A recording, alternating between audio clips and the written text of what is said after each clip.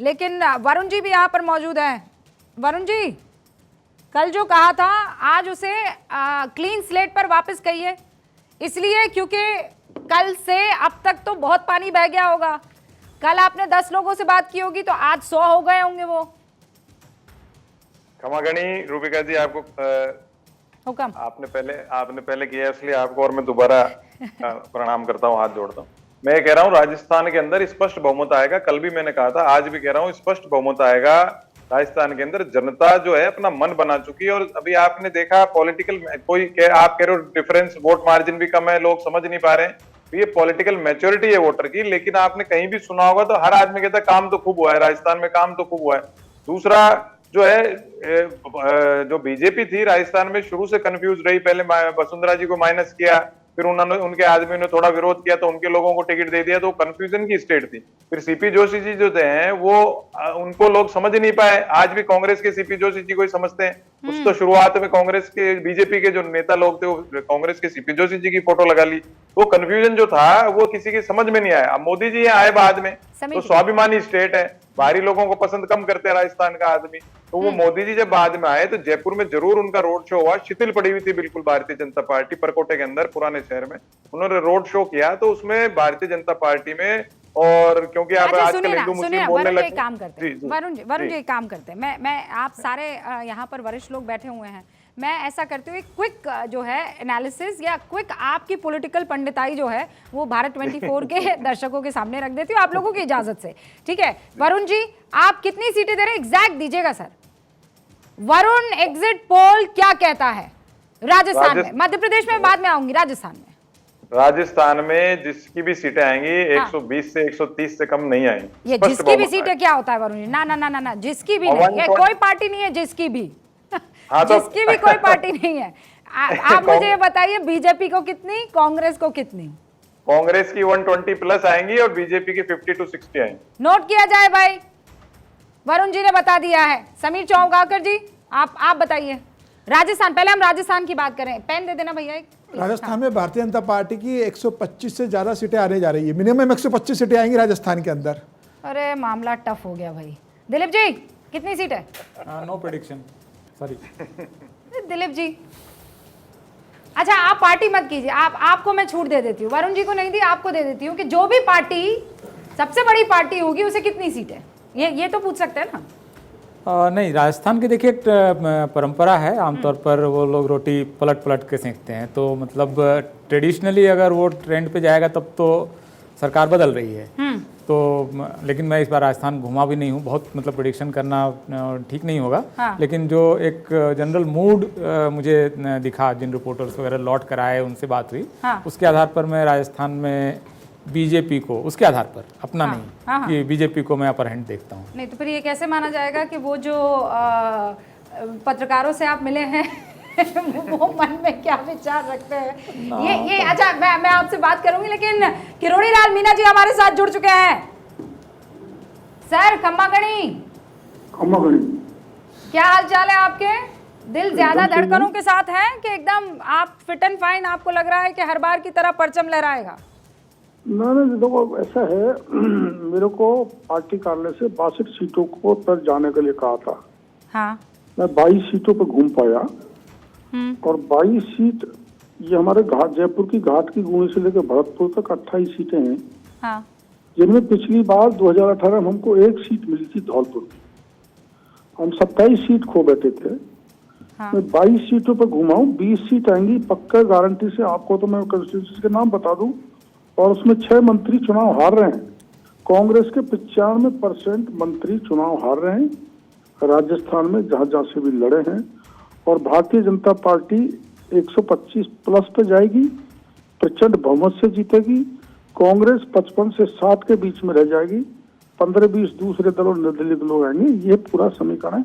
मैंने 5 साल में पूरे राजस्थान के चप्पे चप्पे को घुमा है, आंदोलन खड़ा किया है। जनता में इस बात का आक्रोश था कि जवानों के 1 करोड़ 12 लाख बच्चों के परीक्षा के पेपर लीक हुए, कुछ नहीं किया, मछलियां पकड़ ली, मगरमच्छ छोड़ दिए। नेता एमएलए थे, बड़े ब्यूरोक्रेट से, उनको पकड़ दिया। भ्रष्टाचार चरम पर था, हर विधानसभा क्षेत्र का एमएलए वहां का मुख्यमंत्री था। लॉ एंड ऑर्डर की स्थिति इतनी खराब थी कि कि 13 साल की बच्ची के साथ गैंगरेप किया गया और उसको भट्टी में झोंक दिया गया। हाँ। तो महिलाओं में बड़ा सुरक्षा का भाव था, भय का वातावरण था, और भ्रष्टाचार चाहे जल जीवन मिशन हो पर किरोड़ी जी, ये तो सारे मुद्दे हैं जिन पर जनता वोट कर चुकी होगी। आप ये कह रहे हैं कि जिन 22 सीटों पर आपने मतलब पर्सनली जाकर पूरा माहौल देखा है, उसमें से 20 सीटें आप लेकर आ रहे हैं। आप ये भी एक आई थी, वहाँ 20 सीट आई है। हाँ। इससे आप अंदाज लगा सकते हैं कि भारतीय जनता पार्टी कहाँ पहुंचेगी। चढ़ा और लेकिन ये जो क्लोज फाइट दिखाई जा रही है, जो एग्जिट पोल आ रहे हैं, कोई आधार उससे तो बिल्कुल, हाँ, उससे बिल्कुल इतर आप एक अंक जो है वो दे रहे हैं, 125 प्लस कह रहे हैं बीजेपी को। हाँ, मैं आपको कह रहा हूँ, आप पाली जालो और सिरोही से फीडबैक ले रहे हो। एक सीट कांग्रेस की नहीं है। सवाई माधोपुर, दौसा, करौली में 13 सीट बनती है, जिसमें मात्र 2 सीट कांग्रेस को मिल रही है। आप खूब पूछ लो, खूब फीडबैक ले लो। जबरदस्त कांग्रेस के खिलाफ उनके असंतोष था एमएलए की लूट के कारण। भारतीय जनता पार्टी के लिए अंडर करंट था। किरोड़ी लाल जी, वो तो आपकी खुद की सीट को लेकर लोग सवाल खड़ा कर रहे हैं कि वो भी बच पाएगी कि नहीं बच पाएगी। हालांकि हम जानते हैं कि वो तो सवाल तो करते रहते हैं। 3 को देख लेना, 40 से 50 हजार के बीच में जीतूंगा। 40 से 50 हजार सर आप कह रहे हैं? आप उस अंतर से जीतेंगे? हाँ, इस अंतर से जीतूंगा। लेकिन मामला तो वहाँ त्रिकोणीय है ना, मतलब मीणा त्रिकोणीय सब क्या पेड न्यूज लगी हैं। आप जानती हो, सारा पेड न्यूज के आधार पर, क्योंकि उनके पास पैसा बहुत है। वो एक बड़े आईएएस की साली हैं जो चुनाव लड़ी हैं, उसके पास हजारों करोड़ है, तो वो तो सारा पेड न्यूज के आधार पर त्रिकोणीय बन रहा है। तो कहीं टिक ही नहीं पा रहे। गलत बात है, आपको सूचना गलत है।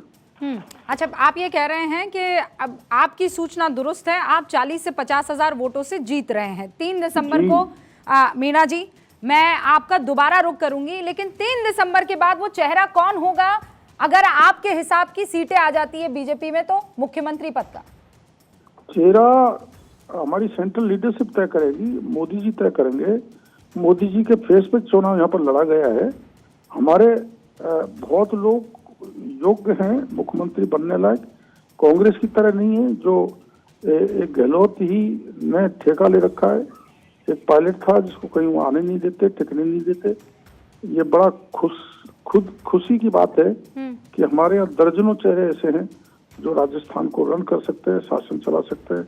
ये हमारी पार्टी में इतने लोग हैं, इस बात की मेरे को खुशी है। और किरोड़ी लाल मीणा जी उन दर्जनों चेहरों में से एक हैं? मैं तो देखो, हम राष्ट्रीय स्वयंसेवक संघ से जुड़े हुए कार्यकर्ता हैं। हम पद के पीछे नहीं भागते, हम दीनहीन गरीब की सेवा के लिए भागते हैं। और समाज और राष्ट्र कैसे मजबूत हो, राष्ट्रभक्ति का भाव लोगों में कैसे आए, उसके लिए काम करते रहते हैं, करते रहें, आगे भी करते रहेंगे। सचिन पायलट के घर दौसा में भी आपकी बहुत पकड़ है सर। वहाँ किस तरीके का आपको वहाँ की रिपोर्ट क्या मिल रही है? सचिन पायलट और अशोक गहलोत के बीच के अनबन क्या वहाँ पर असर डाल रही है? वो मेरा भी घर है, इनका भी घर है, लेकिन वहाँ 5 में से 4 सीट भारतीय जनता पार्टी की आ रही हैं। 5 में से 4 सीटें? हाँ, बीजेपी को। आप 3 तारीख को गिन लेना, मेरे से बात कर लेना। अच्छा, ये 5 में से जो 4 सीटें आ रही है उसमें से एक आपने पायलट को दे दी है ना? नहीं, पायलट को नहीं, एक में कंटेस्ट है, वो जीत भी सकते हैं हम, पर एक में कंटेस्ट है, सच्चाई स्वीकार करनी पड़ेगी, वो है दौसा।